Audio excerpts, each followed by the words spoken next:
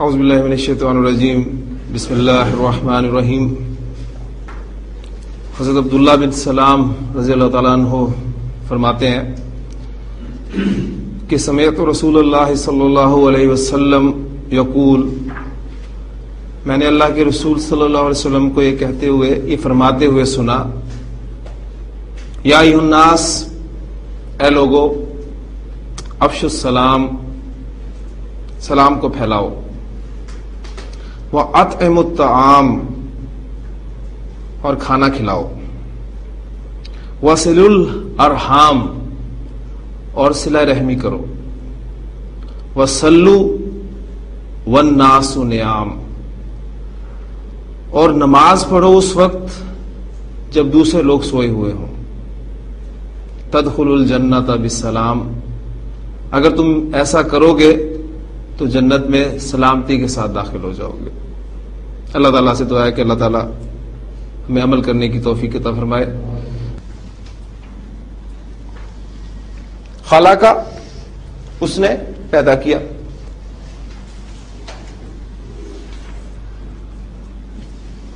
خلق اللہ، اللہ نے پیدا کیا،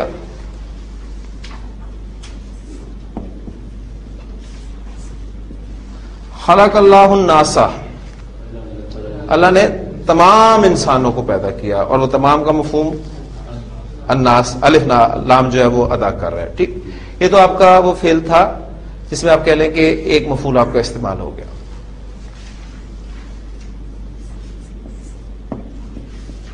جعل، اس نے بنایا،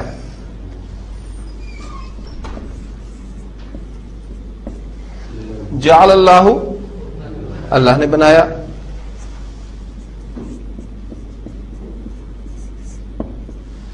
جعل اللہ الارض، اللہ نے زمین کو بنایا، فعل فاعل مفعول، جملہ آپ کا مکمل ہو چکا ہے۔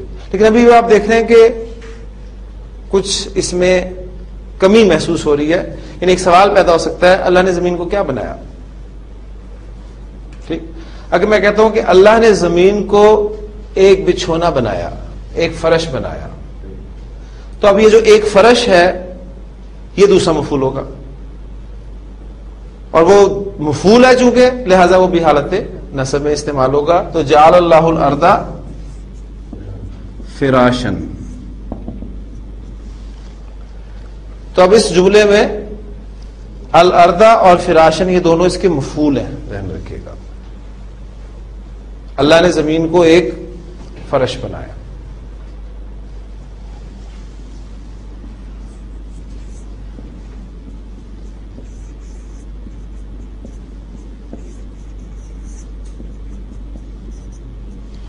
جعل اللہ السماء، اللہ نے آسمان کو بنایا، کیا؟ بناءً، ایک چھت، اللہ نے آسمان کو ایک چھت بنایا۔ اچھا، یہاں ایک پوائنٹ پچھلا ذہن میں تازہ کریں، فراشن آپ دیکھ رہے ہیں کہ میں نے الف کے ساتھ لکھا ہے، اور بنان کو میں نے الف کے بغیر لکھا ہے۔ ہاں جی، کون سا پوائنٹ ہے یہاں پر؟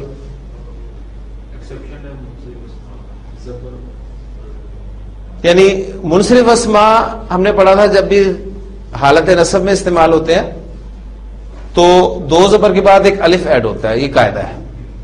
اس قاعدے کے دو ایکسیپشنز تھے، اگر تو اسم کے آخر میں گولتا آ جائے تو پھر الف ایڈ نہیں ہوگا، اور دوسرا ایکسیپشن تھا کہ وہ الفاظ جو حمزہ پر ختم ہو اور حمزہ سے پہلے الف آ جائے تو بھی دو زبر کے بعد ایک الف آپ ایڈ نہیں کریں گے۔ تو یہ ساری چیزیں ذہن میں آپ نے رکھنی ہے۔ اور پھر ترجمے میں آپ دیکھ رہے ہیں کہ میں نے فرق رکھا ہے نکرہ کا بھی۔ اللہ نے زمین کو ایک فرش بنایا، ایک کا میں نے اضافہ کیا، اور اللہ نے آسمان کو ایک چھت بنایا۔ اسی طرح حاسبہ، ترجمہ کرتے جائیں، ماشاءاللہ مجھے بڑی خوشی ہو رہی ہے کہ آپ لوگ فالو کر رہے ہیں اس کو۔ حاسبہ، اس نے گمان کیا،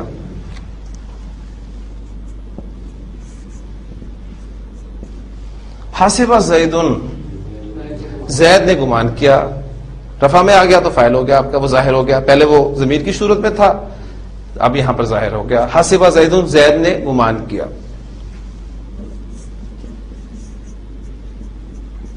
حسب زید حامدن،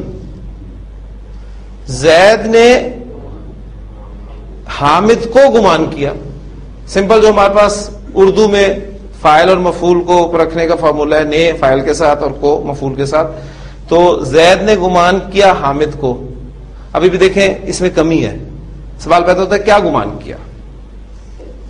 تو آپ کہیں گے عالمن، ایک عالم. اب یہ بات مکمل ہوگی. حسب زید حامدن عالمن، زید نے حامد کو ایک عالم گمان کیا. تو یہاں پر حامدن اور عالمن یہ دو اس کے مفعول ہو گئے. تو ایک پوائنٹ ہم نے آج مزید پڑھا کہ کچھ افعال ایسے ہوتے ہیں جنہیں ایک سے زائد مفعول کی ضرورت ہوتی ہے. ٹھیک، اور مفعول چونکہ حالت نصب میں ہوتا ہے لہذا اسے آپ کو پہچاننے میں کوئی مشکل پیش نہیں آئے گی. جملہ فعلیہ کے 3 اجزاء ہم پڑھ چکے ہیں، فعل، فاعل، مفعول.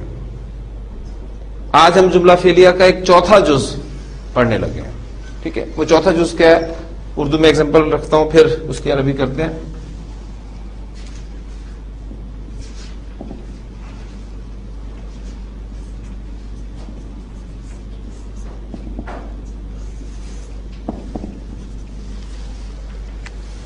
زید کرسی پر بیٹھا. کام کیا ہوا اس میں؟ بیٹھنے کا. بیٹھا آپ کا فعل ہے، فعل ماضی. فاعل کون ہے؟ زید آپ کا فاعل ہے. مفعول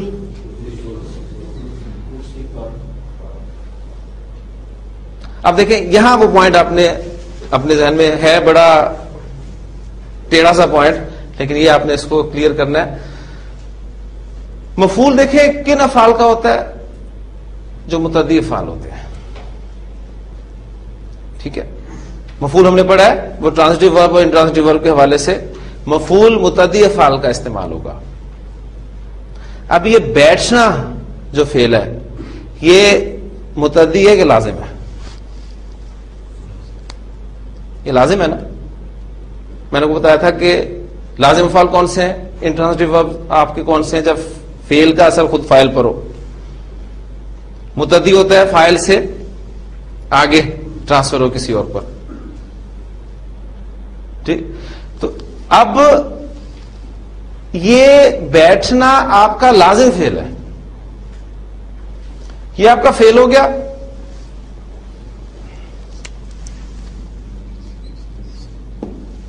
زید آپ کا فاعل ہو گیا.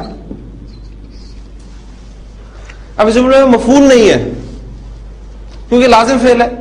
لازم فعل کا مفعول نہیں ہوگا. لیکن یہ کرسی پر، اب یہ ایک اور جزو آ گیا ہے ہمارا جملہ فعلیہ میں.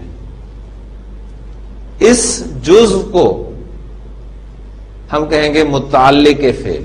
آپ کو یاد ہوگا جب جملہ اسمی ہم نے پڑھا تھا تو ہم نے مبتدا خبر اور پھر متعلق خبر ایک ایڈ کیا تھا. تو یہ اب چوتھا جز جملہ فعلیہ میں ایڈ ہو رہا ہے، متعلق فعل.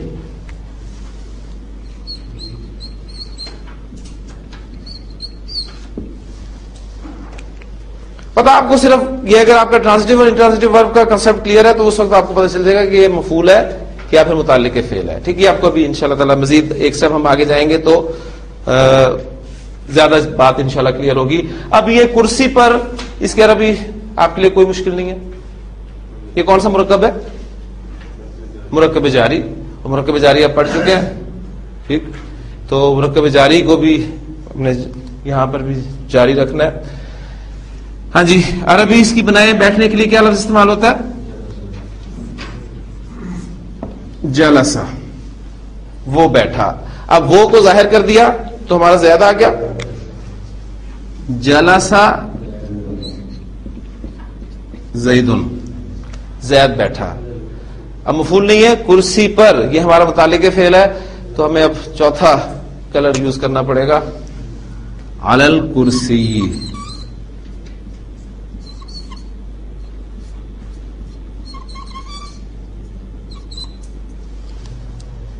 جلس زید علی کرسی. کلیئر ہو گیا؟ ایک جملہ اور لکھتا ہوں.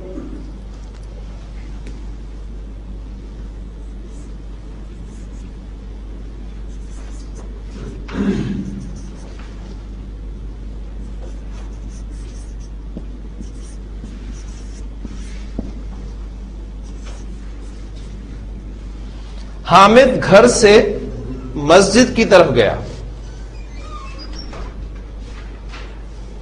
جی فیل کیا اس میں؟ گیا. گیا آپ کا فیل ہے، یہ آپ کا فیل ہو گیا. فائل کون ہے؟ حامد. اب یہ گھر سے مسجد تک، اب یہ مفعول نہیں ہے. گیا آپ کو بتا رہا ہے کہ جانا ایک لازم فعل ہے. ٹھیک ہے. اب یہ گھر سے مسجد تک، یہ آپ کا کیا کہلائے گا؟ یہ آپ کا متعلق فعل کہلائے گا.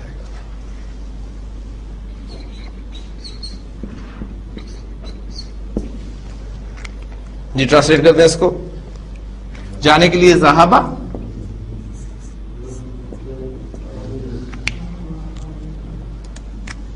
حامدن.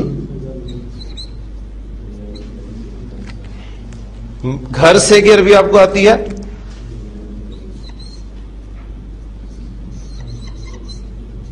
من البیتی، مسجد کی طرف، الی المسجد.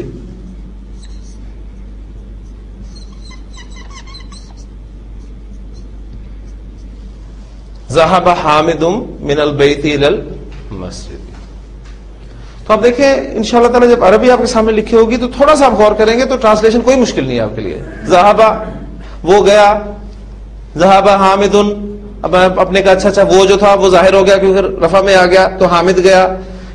من البیتی، گھر سے، الی المسجد، مسجد کی طرف. اب آپ کے ذہن میں شاید سوال یہ پیدا ہو رہا ہو کہ یہ متعلق فعل شاید صرف لازم افعال کے ساتھ استعمال ہوتا ہے. ایسا نہیں ہے، متعدی افعال میں بھی آپ کا متعلق فعل استعمال ہو سکتا ہے. مثلا ایک ایگزامپل دیتا ہوں آپ کو.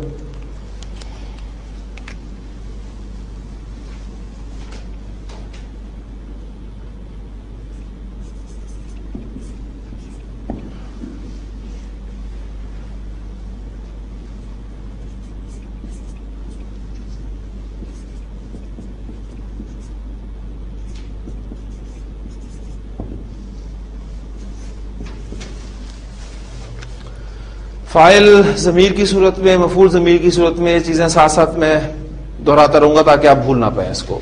انہوں نے اس کو کوڑے کے ساتھ مارا. ٹھیک. اب اس میں فعل کیا ہے؟ مارا. فاعل کون ہے؟ کس صورت میں ہے فاعل؟ ضمیر کی صورت میں. تو فوری طور پہ پوائنٹ آپ کے ذہن میں آئے گا کہ گردان چلے گی. مفعول ہے، مارنا ظاہر بات ہے ایک متعدی فعل ہے، نہ بھی ہوتا تو فعل متعدی ہی رہنا تھا، لیکن یہاں پر موجود بھی ہے اور وہ کیا ہے؟ اس کو. ٹھیک. تو آپ کا مفعول، اور مفعول کی صورت میں وہ بھی ضمیر کی صورت میں ہے. تو فاعل اور مفعول دونوں آپ کے ضمیر کی صورت میں ہے. فعل، فاعل، مفعول، تین اجزاء مکمل ہو گئے. اب یہ کوڑے کے ساتھ، یہ کیا؟ یہ آپ کا متعلق فعل ہے.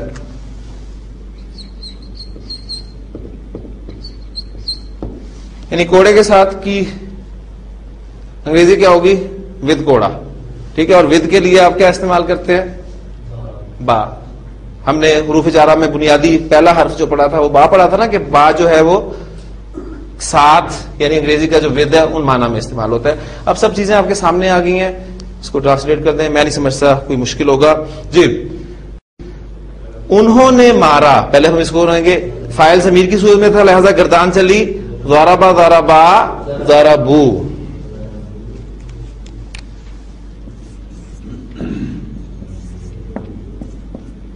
ضربو انہوں نے مارا. انہوں نے اس کو مارا. ضربو ہو.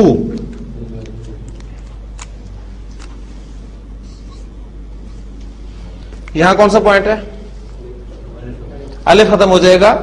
جمع مذکر غائب کی ضمیر کے بعد جب کوئی ضمیر آتی ہے تو الف لکھنے میں نہیں آتا.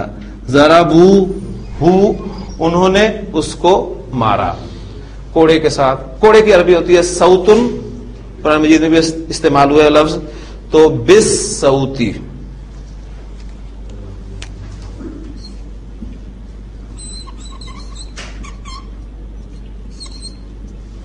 ضربوہ بالصوت, انہوں نے اس کو کوڑے کے ساتھ مارا.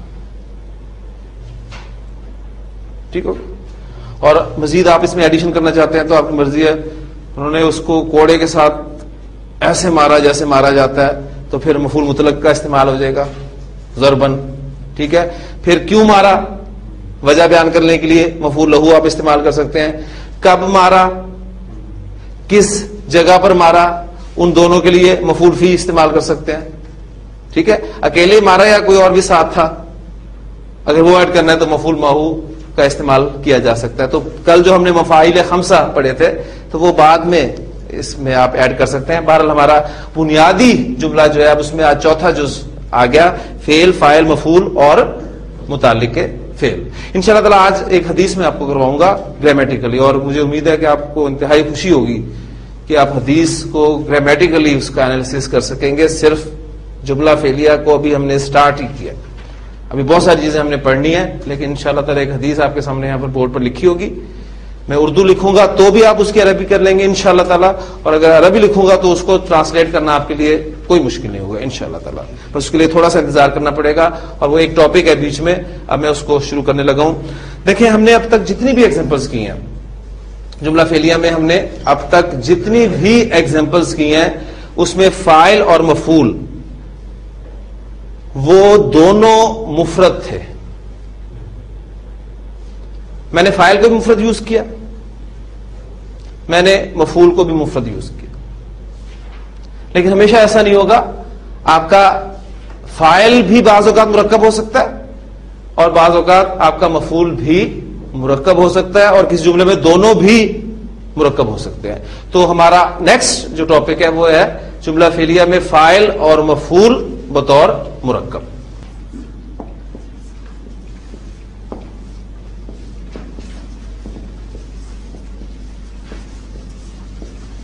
حامد کے بھائی نے زید کی مدد کی.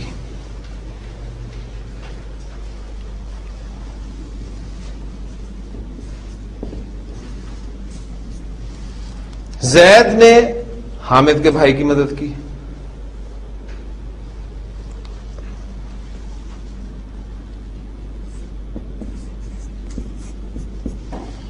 ناصر کے لڑکے نے زاہد کے لڑکے کو مارا. 3 جملے. پہلے جملے سے سٹارٹ لیتے ہیں.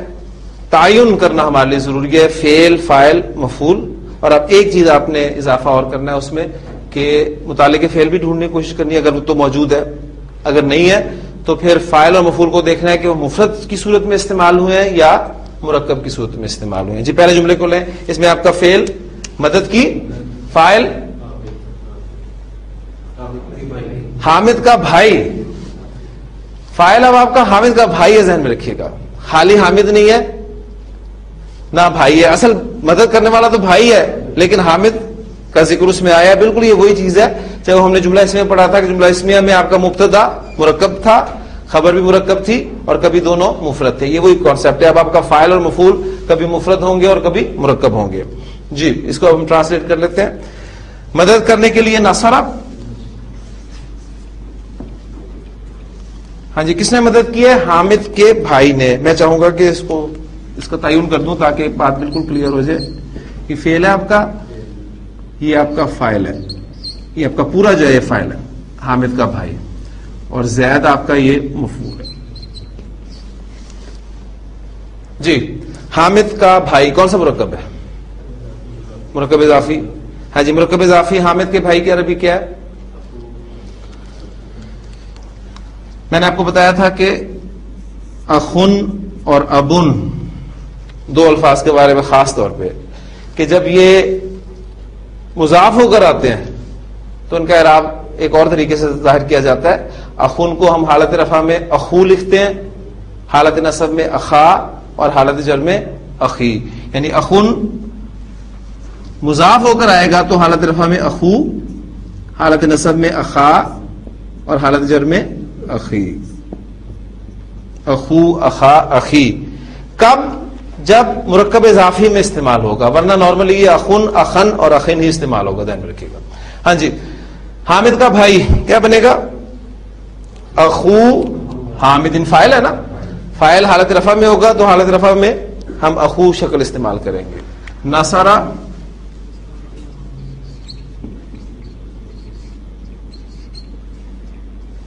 اخو حامدن. اب آپ نے یہاں پر پریشان نہیں ہونا کہ آپ نے تو کہا کہ فاعل حالت رفع میں ہوتا ہے, یہ تو جر میں چلا گیا. اصل حیثیت مرکب اضافی میں کس کو حاصل ہوتی ہے؟ مضاف کو. تو مضاف کے اعراب سے آپ کو پتہ چلے گا کہ وہ حالت رفع ہے یا نصب ہے. نصر اخو حامدن کس کو؟ زیدن.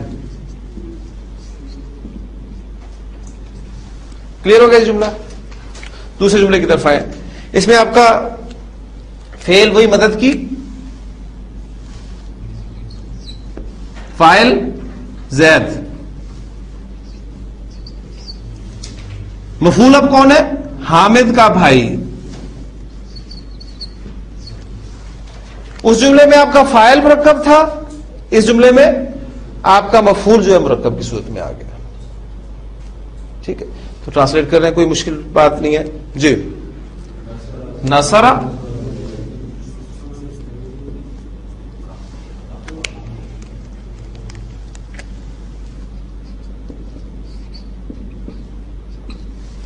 اب دیکھیں, حامد کا بھائی کی عربی ہم نے بنائی تھی اخو حامدن, نارمل حالت رفع میں. لیکن اب وہ اخو حامد اس جملے میں مفعول کے طور پہ استعمال ہو رہا ہے, لہذا حالت نصب میں استعمال ہوگا. تو اخو حامدن سے وہ کیا بن جائے گا؟ اخا حامدن.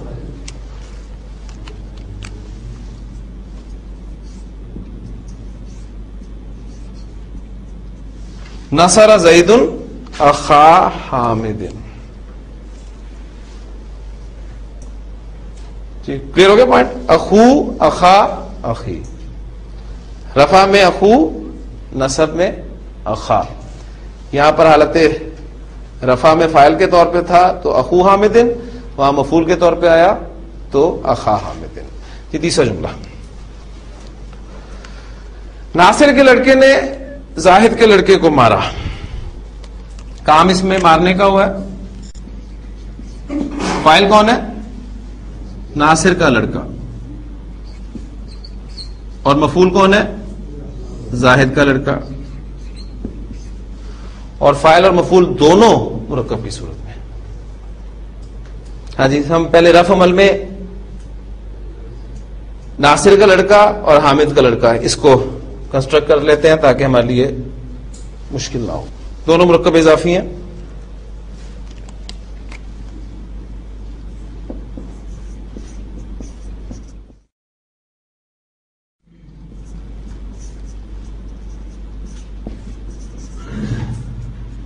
ولد ناصر, ٹھیک ہے جی, ناصر کا لڑکا ولد ناصر. اور اگر ظاہر کا لڑکا ہو تو ولد زاہد. کلیئر ہو گیا؟ ہاں جی. اب ناصر کا لڑکا فاعل ہے, لہذا یہ حالت رفع میں استعمال ہوگا. اور زاہد کا لڑکا مفعول ہے, لہذا وہ حالت رفع میں نہیں بلکہ حالت نصب میں استعمال ہوگا. تو جملہ بنوا دیجیے جی. ضربہ جی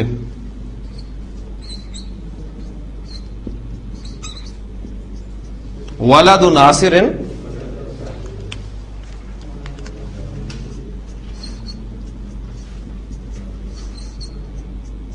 ولد زاہد.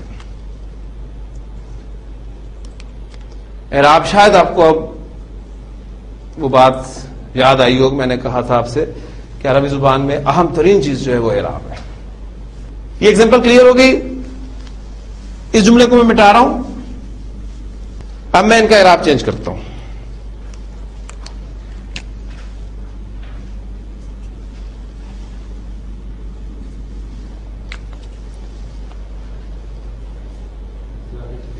ضرب ولد ناصر ولد زاہد. اعراب میں نے تبدیل کر دیا, جملے کا مفہوم بدل گیا. اب مارنے والا زاہد کا لڑکا ہے. اب زاہد کے لڑکے نے ناصر کے لڑکے کو مارا. اس جملے کو ٹرانسلیٹ کریں.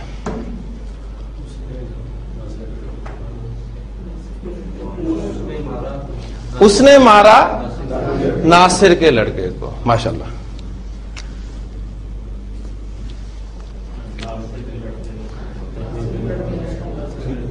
ناصر کے لڑکے نے مارا, مفعول نہیں ہے. ٹھیک ہے. اب یہ وہ دیکھیں چیز ہے کہ آپ نے تھوڑی سی چینجز اس میں پیدا کی اور مفہوم چینج ہو گیا. لے جی, اب اس کے بعد کچھ جملے اس کی پریکٹس کے, پھر انشاءاللہ تعالی ہم حدیث کی طرف آتے ہیں. عظیم اللہ نے سچ کہا. ہاں جی, سچ کہا اس میں فعل ہے اور فاعل کون ہے؟ عظیم اللہ. خالی اللہ نہیں بلکہ عظیم اللہ. اور فاعل کس مرکب کی صورت میں آپ کے سامنے آیا؟ مرکب توصیفی. ماشاءاللہ. تو مرکب توصیفی آپ بھولے نا, اس لیے جملہ میں نے آپ کے سامنے رکھا ہے. ہاں جی, سچ کہنے کے لیے صدقہ اور عظیم اللہ مرکب توصیفی آپ کو بنانا آتا ہے. کنسٹرکٹ آپ کریں گے 2 تیر لگا کر, اور وہ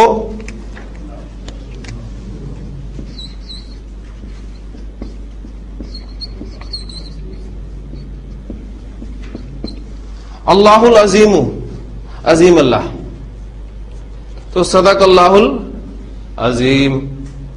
آپ ہر دفعہ تلاوت کے بعد یہ الفاظ سنتے ہیں, صدق اللہ العظیم. چونکہ اس وقت ہم عظیم پر وقف کرتے ہیں, لہذا آپ کو اس آخری حرف کی حرکت کے بارے میں معلوم نہیں ہوتا. آج آپ کو پتہ چل گیا کہ اصل میں یہ مرکب توصیفی فاعل کے طور پہ استعمال ہوا ہے. صدق اللہ العظیم, عظیم اللہ نے سچ کہا. جی,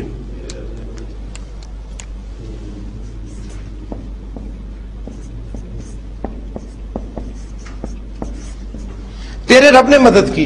فعل کیا ہے؟ مدد کی. اور فاعل کون ہے؟ تیرا رب. تیرا رب کون سا مرکب ہے؟ مرکب اضافی. ہاں جی, ٹرانسلیٹ کروا دیں.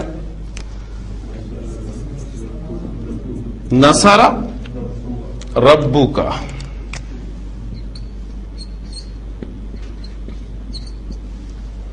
نصر ربو کا, تیرے رب نے مدد کی. الم ترى کیف فعل ربک. فعل ربک, اسی جملے کو ساتھ رکھیں. ناصر ربک, تیرے رب نے مدد کی. فعل ربک, تیرے رب نے کیا. ٹھیک ہے. کیا تو نے نہیں دیکھا کہ کیف فعل ربک, تیرے رب نے کیسا کیا. ٹھیک جی.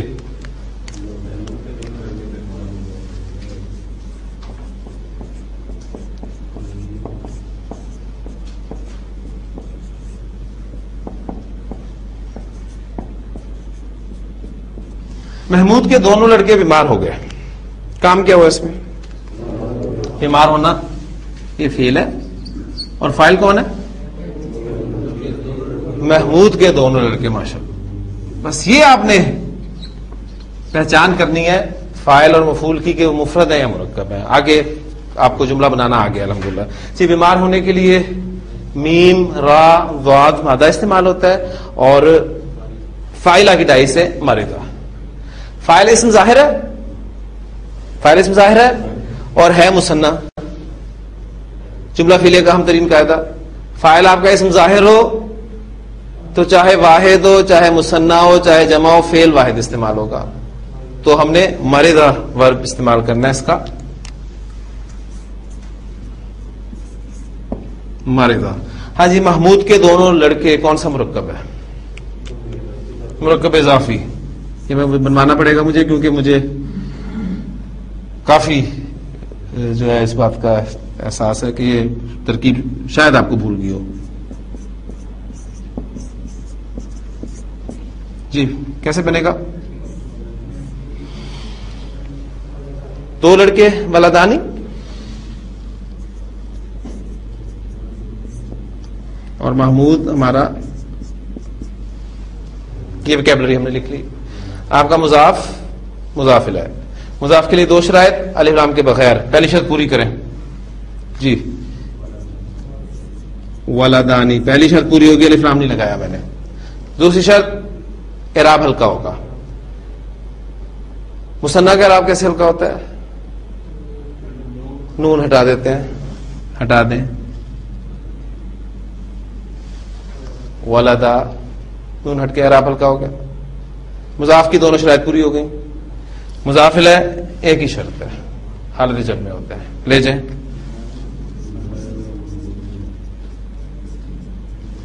محمود ولدا محمود.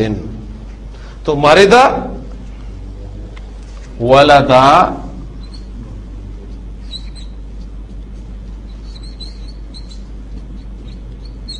محمود. محمود کے دونوں لڑکے بیمار ہو گئے. ہاں جی کلیئر ہے, کوئی کنفیوژن تو نہیں؟ دیکھیں باتیں وہ پچھلی جو ہے وہ آپ کو اندازہ ہوگا کہ وہ اگر بھول گئی ہیں تو پریشانی صرف اس صورت میں ہو سکتی ہے آپ کو. اگر وہ باتیں یاد ہیں کہ مرکب نے بنائے کیسے تھے, کوئی بھی چیز میں ہٹ کے نہیں اس سے بیان کر رہا, جو کچھ پڑھایا ہوا ہے وہی چیزیں دوہرا رہا ہوں. لوگوں نے اللہ کا کلام سنا. جی فعل کیا ہے اس میں؟ سنا. فاعل لوگ, مفعول اللہ کا کلام. ٹھیک ہے. فاعل آپ کا اسم ظاہر ہے, جمع ہے, لیکن فعل واحد آئے گا. سننے کے لیے سمع. ہاں جی لوگ حالت رفع میں ہوں گے. سمعن ناسو, الناسو, الناسا, الناسی, تینوں اعرابی حالت ذہن میں رہنی چاہیے. سمع الناسو لوگوں نے سنا. کیا سنا؟ اللہ کا کلام. اللہ کا کلام اگر سائڈ پر کر کے آپ اسے کنسٹرکٹ کریں تو کلام اللہ, کیونکہ ہم نے تمام کنسٹرکشن حالت رفع میں بنائی تھی کلام اللہ, لیکن اب اس جملے میں مفعول کے طور پہ استعمال ہو رہا ہے تو کلام اللہ ہی بن جائے گا, حالت نصب میں آئے گا. تو سمع الناسو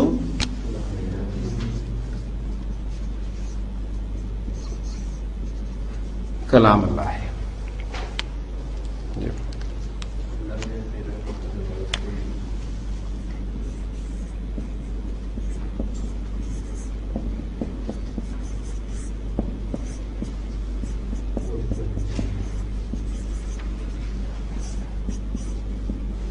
اللہ نے اپنی رحمت کا دروازہ کھول دیا.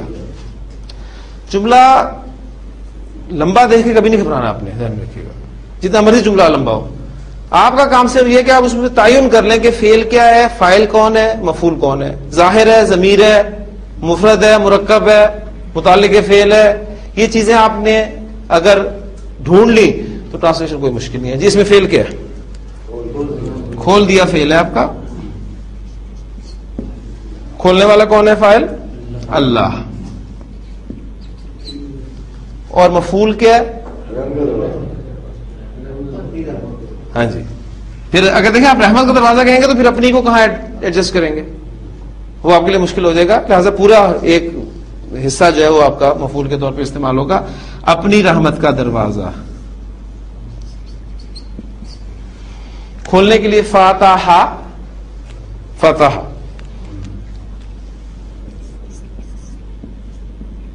فتح فاعل آپ کا حالت رفع میں. فتح اللہ, اللہ نے کھول دیا اپنی رحمت کا دروازہ. اب یہ اپنی رحمت کا دروازہ کون سا مرکب ہے؟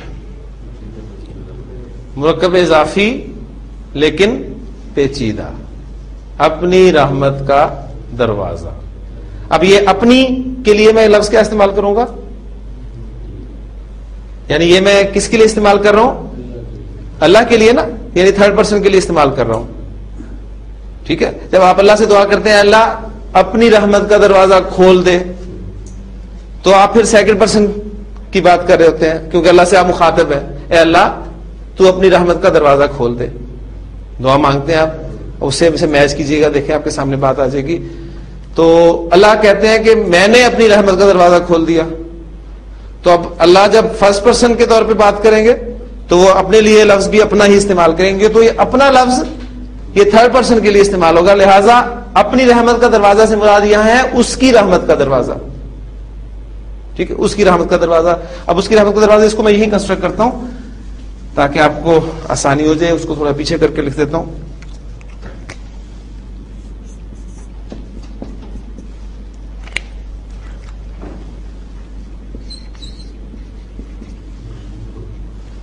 یہ پیچیدہ مرکب اضافی ہم کیسے کنسٹرکٹ کرتے ہیں؟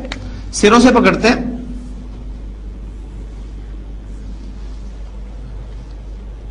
مضاف, مضاف الیہ اور درمیان والا حصہ جو ہے وہ دونوں حیثیتیں اختیار کی رکھتا ہے, مضاف کی بھی اور مضاف الیہ کی بھی. دروازے کی عربی کیا ہوتی ہے؟ بابن. ویکیبلری لکھ لیتے ہیں. رحمت کی عربی رحمتن, اور اپنی یعنی اس کی, اس کے لیے ہم ضمیر کون سی استعمال کریں گے؟ تھرڈ پرسن کے لیے ہوا کی ضمیر استعمال کرتے ہیں نا. ٹھیک, ہاں جی. اب یہ ہمارا مضاف ہے, مضاف اور مضاف کی قواعد اپلائی کریں, کیا بن گیا؟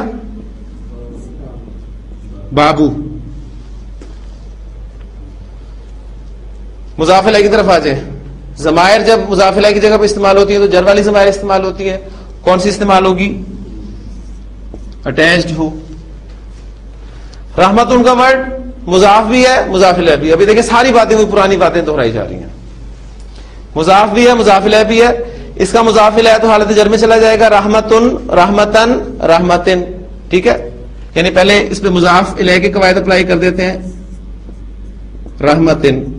پھر چونکہ یہ اس کا مضاف بھی ہے لہذا اس پر الف لام بھی داخل نہیں ہوگا اور اس کا اعراب بھی ہلکا ہوگا, تو یہ بن گیا رحمتی. اب یہ ضمیر اٹیچ ضمیر ہے, اس کے ساتھ ملا کر لکھیں گے آپ.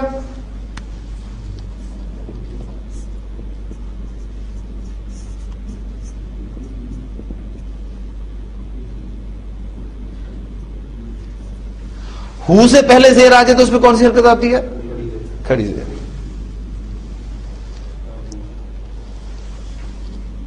یعنی نارمل حالت رفع میں ہم بنا رہے ہیں بابو رحمتی ہی, اس کی رحمت کا دروازہ. اب یہ کنسٹرکشن جب ہم اس جملے میں مفعول کی جگہ پر استعمال کریں گے تو حالت نصب میں آ جائے گی. تو حالت نصب میں آئے گی تو کیا بن جائے گا؟ پورا جملہ میں آپ کے سامنے لکھتا ہوں تاکہ وہاں کنفیوژن نہ ہو جائے آپ کو. فتح اللہ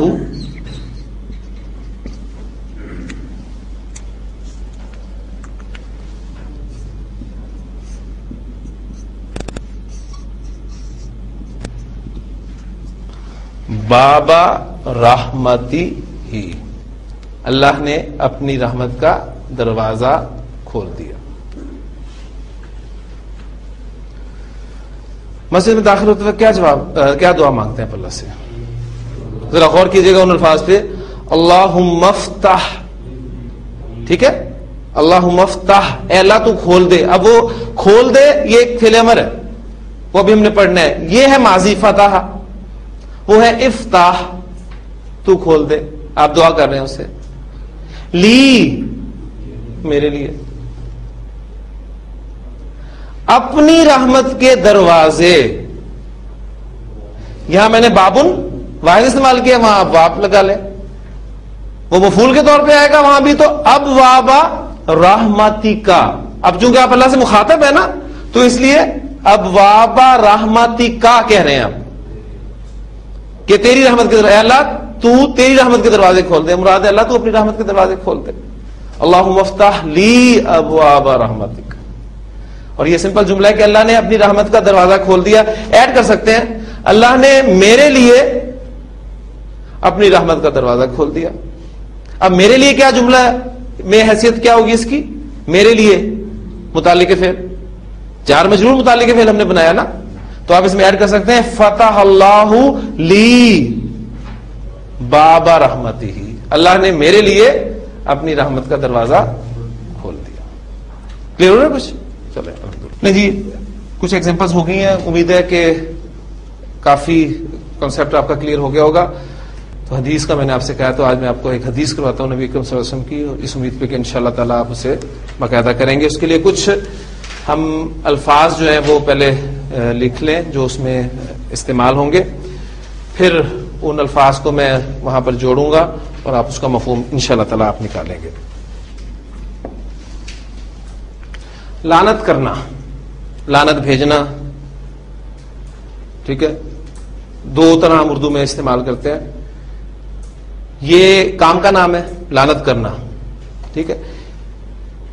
زمانہ نہ پایا جائے، کام کا مفہوم ہو تو وہ اسم ہوتا ہے، ذہن میں رکھیے گا. ٹھیک، اگر زمانہ پایا جائے تو پھر وہ فعل ہو جائے گا. لعنت کرنا یہ اسم ہے. آپ اسے ماضی میں لانا چاہتے ہیں تو کیا کریں گے؟ لعنت کی. ٹھیک ہے، یعنی لعنت کی. لعنت کی اس کے لیے ورب استعمال ہوتا ہے عربی زبان میں لعنہ، اور لعنہ پہلا سیکھا ہے تو لہذا اس کا ترجمہ ہوگا اس نے لعنت کی، اس نے لعنت بھیجی. کلیئر ہو گیا؟ اچھا، اب ظاہر بات ہے لعنت کسی پر بھیجی جاتی ہے، کسی کو لعنت کی جاتی ہے. ٹھیک، اب جس کو لعنت کی جائے گی وہ مفعول ہوگا آپ کا. ٹھیک، اچھا، پھر سود کو عربی زبان میں کیا کہتے ہیں آپ کو پتا ہے؟ ربا. اکثر آپ جگہ لکھا ہوا دیکھتے ہیں جی ربا فری. ٹھیک ہے، ربا فری، ربا. اب ربا کو لکھنے کے دو طریقے ہیں. ایک تو ہم سمپلی اسے اس طرح لکھ سکتے ہیں، یعنی الف لام کے ساتھ ہی میں اس کو لکھتا ہوں تاکہ آپ کو کنفیوژن نہ ہو. الربا ایک لکھنے کا تو یہ طریقہ ہے، یا اس کو اس طریقے سے بھی لکھا جا سکتا ہے الربا. بالکل جس طرح الصلاح آپ لکھتے ہیں نا، آپ نے کبھی غور کیا ہو، الزکاہ وہ کیسے لکھتے ہیں؟ اسی طریقے سے لکھتے ہیں. الربا، الربا سود، سود کو کہتے ہیں ربا. اچھا، سود یا تو کوئی کھانے والا ہوگا. ٹھیک ہے، اب یہ کھانے والا، اس کو عربی میں کہا جاتا ہے آکلن. آکلن کھانے والا. یہ جتنے بھی والا کے مفہوم ہوتے ہیں نا، یہ میکسیمم آپ ورڈز آپ دیکھیں گے اس اسٹیج پہ. ابھی اس کو سمجھ لیں. میں کہوں گا مدد کرنے والا ناصرن، ناصرن. مارنے والا ضاربن، قتل کرنے والا قاتلن، گواہی دینے والا شاہدن، لکھنے والا کاتبن. ایک ہی وزن آپ کے سامنے آ رہا ہے، آکلن، کاتبن، شاہدن، حامدن، ساجدن، ناصرن. یہ سب میں اس کام کا کرنے والے کا مفہوم آپ دیکھ رہے ہیں کہ پایا جا رہا ہے. تو ایک ڈائی ہے فاعلن کی ڈائی. ٹھیک ہے، یہ میکسیمم ڈائی جو ہے وہ اس کام کرنے کے لیے استعمال ہوتی ہے. کھانے والا آکلن، کیونکہ اکلا حمزہ کاف لام مادہ کھانے کے لیے استعمال ہوتا ہے. اکلا سے آکلن کھانے والا. اچھا، اس کے بعد کھلانے والا. سود کوئی کھائے گا کوئی کھلائے گا. کھلانے والا جو ہوتا ہے اس کی عربی ہوتی ہے موکلن.